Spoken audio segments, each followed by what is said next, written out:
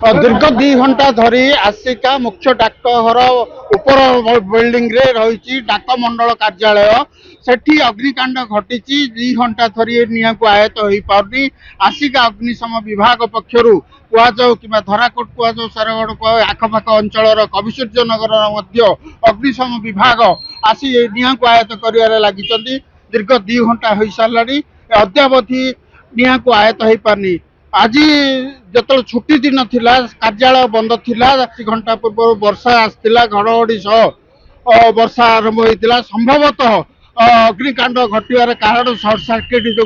अनुमान करा जाउची। तेबे ऑफिस कार्यालय रे जते सब कागज पत्र नथिपत्र कंप्यूटर विभिन्न जिनस जते रही से सब वर्तमान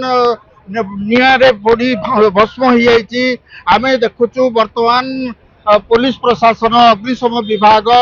लोक मैंने व्यतिव्यस्त हो सारे केते समय धरिकी कहीं निया को आयत हो पारनी कौन सब त्रुटि रोचे अनेक माने संदेह प्रकाश कर आशंका कर कौन थाईपे कौन हम केत निया को आयत कर से नहीं गोटे बड़ चिंतार कारण है। बर्तमान पुलिस कहुँ स्वेच्छासेवी कहुँ जनसाधारण कहुँ अग्निशम विभाग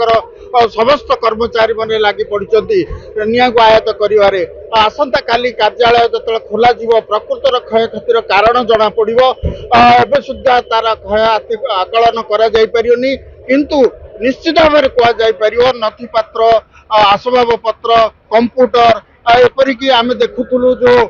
भितर रही खबर रोचे ए संपर्क में आम जिते सूचना पाइबा चेष्टा करूँ ये डाकमंडल अधीक्षक रही तथापि सठिक तार कार्य कौन होती केते क्षति होती कौन कौन सब आकलन करने मुस्किल हो आशा कर खूब शीघ्र निया को आयत कर लोकों भितर जो आकांक्षा रही आशंका रही भय रही दूर कर। आजकल मनोज मुनि ओटीवी।